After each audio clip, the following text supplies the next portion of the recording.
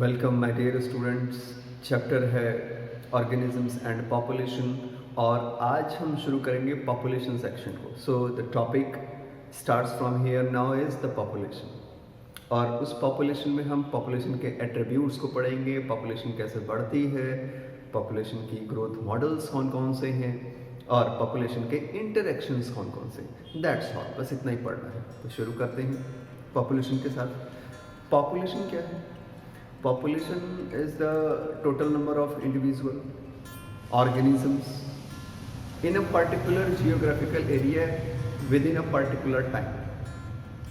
ठीक है, एक तरह के स्पीसीज के जितने भी इंडिविजुअल हैं सबका कलेक्शन कर लीजिए, एक पर्टिकुलर जियोग्राफिक एरिया में कर लीजिए।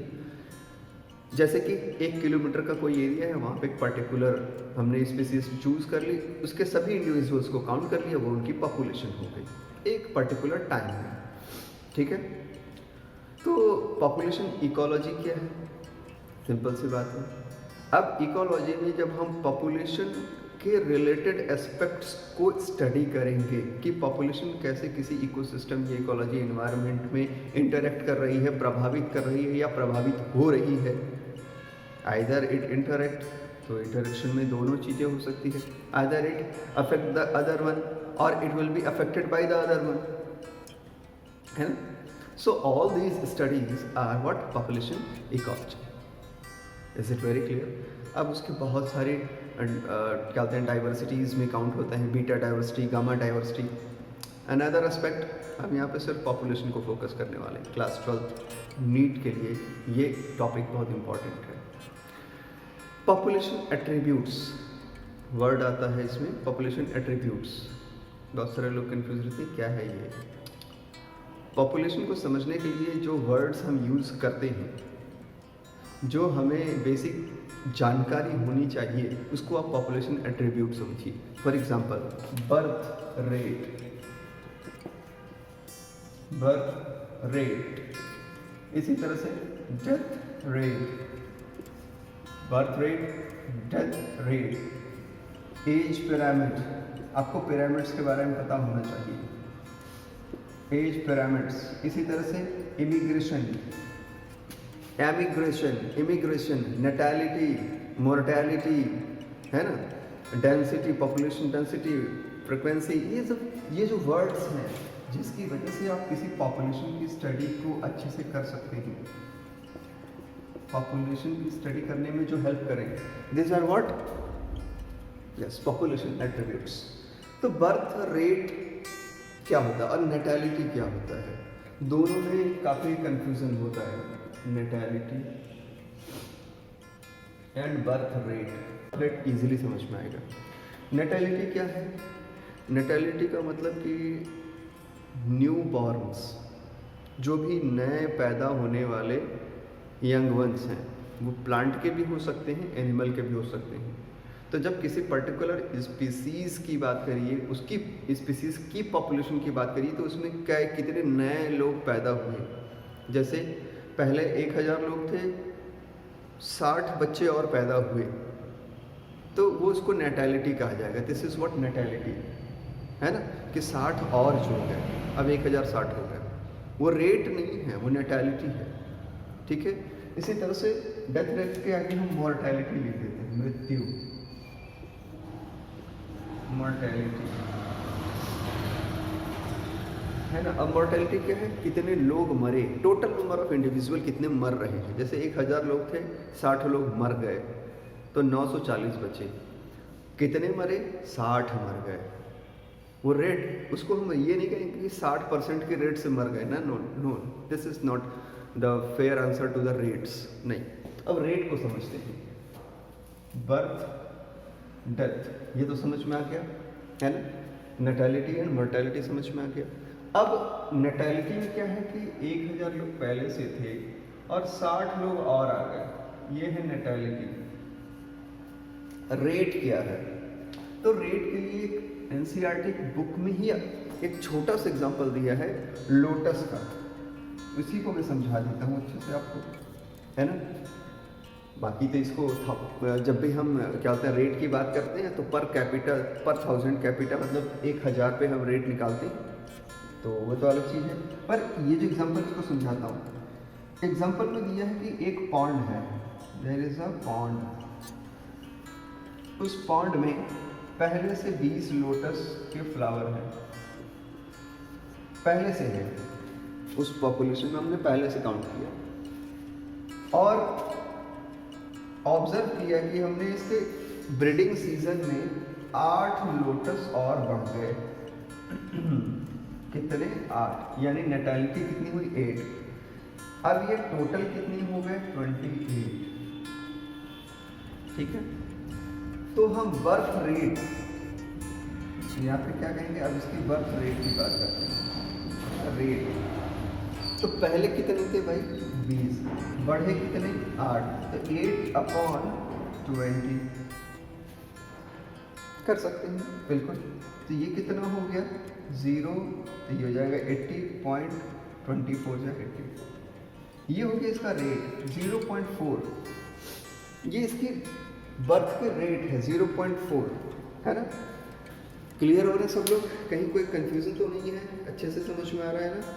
तो पर ईयर 0.8 ऑफ स्प्रिंग बढ़ते हैं, है ना? 0.8 है कि 0.4 है?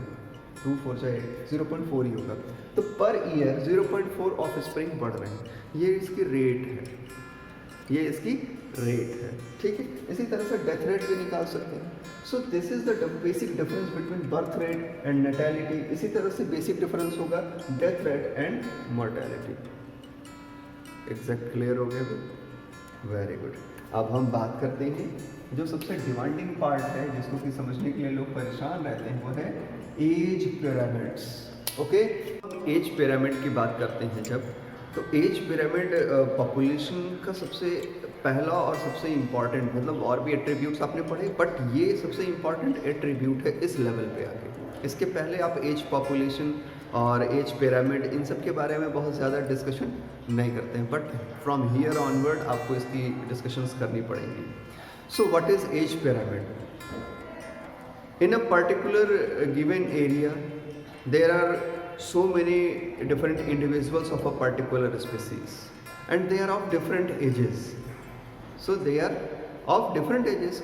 Whenever we want to plot a graph between the different ages of the population of same type of species, this is what age pyramid. तो जब भी ह्यूमन पॉपुलेशन की बात करते हैं, उसकी एज पिरामिड हम बनाने की कोशिश करते हैं, तो एक ही एज के, जैसे 30 ईयर का अगर कोई है तो 30 ईयर का मेल और फीमेल वो एक साथ एक ही लाइन में बनाया जाएगा। मेल को अलग, फीमेल को अलग नहीं बनाते हैं हम। जो इंडिविजुअल होते हैं उनकी एज की बात करते हैं सिर्फ। ओके, तो इस तरह से ह्यूमन पॉपुलेशन की अगर बात करें तो 3 ग्राफ बन सकते हैं। एज पिरामिड के हम 3 ग्राफ बना सकते हैं, या पिरामिड ही कह रहे हैं उसको, वर्ड हम ग्राफ क्यों यूज़ करें। तो 3 पिरामिड पॉसिबल हैं। तीनों पिरामिड मैंने बना दिया है, अब मैं इसको एक्सप्लेन करता हूँ, ध्यान से समझिएगा। जो पहला पिरामिड है ये एक्सपेंडिंग टाइप ऑफ पिरामिड है। इसका मतलब कि यहाँ पॉपुलेशन फ्यूचर में एक्सपैंड करेगी, इस जगह की जो पॉपुलेशन है वो बढ़ेगी। ऐसा क्यों मैं कह रहा हूँ, आप ग्राफ देख के पता करेंगे, इस पिरामिड से पता करेंगे। देखिए, प्री रिप्रोडक्टिव फेज जिसमें चाइल्ड आते हैं, मेल और फीमेल दोनों की बात हो रही है, both sexes are involve here. तो प्री रिप्रोडक्टिव फेज यहाँ पे ब्रॉडर एरिया कवर करता है, यानी बच्चों की संख्या बहुत ज़्यादा है।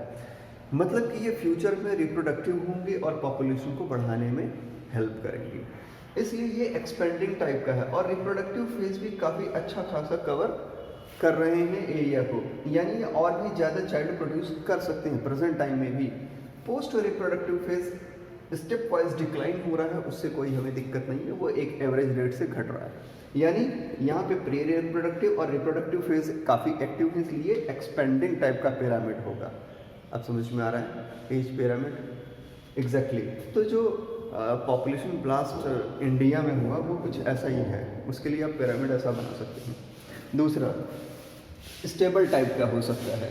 अब स्टेबल टाइप के पिरामिड की खास बात क्या है भाई?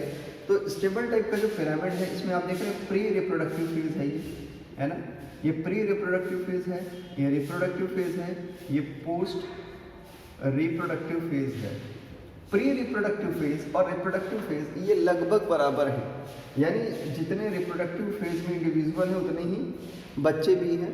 तो इनका जो पॉपुलेशन की साइज बढ़नी है वो इक्वल होगी, बहुत ज़्यादा ब्लास्ट नहीं होगा, बहुत ज़्यादा नहीं बढ़ेगा, क्योंकि बच्चे भी कम हैं। बच्चे कम हैं तो ग्रोथ भी कम होगी, मतलब कि पॉपुलेशन की ब्लास्ट भी कम होगी। Is it clear? ये स्टेबल टाइप है। तो नॉर्मली जो क्या होते हैं, कुछ यूरोपियन कंट्रीज़ हैं वो अपने आप को स्टेबल रखते हैं, तो इस फिनोमेना का वो यूज़ करते हैं, उनके लिए हम ऐसा ग्राफ बना सकते हैं। ये ह्यूमन बीइंग की मैं बात कर रहा हूँ, याद रखिएगा, ठीक है। तीसरे तरह का जो ग्राफ तैयार हो सकता है, बन सकता है, वो है डिक्लाइनिंग, यानी पॉपुलेशन कम होना। नॉर्मली ऐसा होता नहीं है, बट फिर भी बस एक इमेजिन करिए, इमेजिनेशन है। अब यहाँ पे जो प्री रिप्रोडक्टिव फेज है, यानी बच्चों की संख्या बहुत ज़्यादा कम है, बहुत ज़्यादा। जो नीचे ब्लैक वाला एरिया है, ये वाला एरिया, ये प्री रिप्रोडक्टिव है ना। हर एक ग्राफ में जो सबसे बेस पे है ये प्री रिप्रोडक्टिव पार्ट है, आप देख सकते हैं।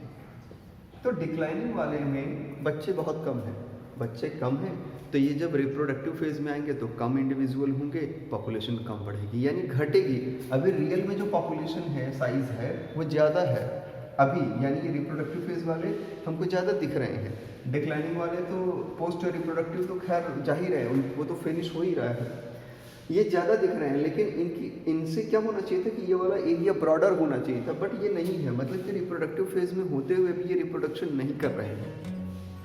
ये इंडिविजुअल रिप्रोडक्टिव फेज में हैं, but they can not reproduce the child, तो वो बच्चे पैदा नहीं कर रहे, they can not produce the childs. तो रिप्रोडक्शन की प्रोसेस में इन्वॉल्व नहीं है ये पॉपुलेशन, जबकि ये फर्टाइल पॉपुलेशन है। एग्जैक्टली इसलिए यहाँ पे प्री रिप्रोडक्टिव फेज की साइज़ कम है, मतलब बच्चों की साइज़ जो टोटल नंबर ऑफ चिल्ड्रन हैं वो कम है। ऐसे में जो ग्राफ बनेगा उसको डिक्लाइनिंग एज पिरामिड कहेंगे।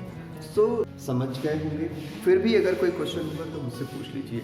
बाकी आगे के टॉपिक्स में हमें ग्रोथ मॉडल्स को पढ़ना है और क्या बोलते हैं बाकी एट्रीब्यूट्स को पढ़ने हैं, फिर पॉपुलेशन इंट्रोडक्शन, वो नेक्स्ट वीडियोज़ में। Thank you.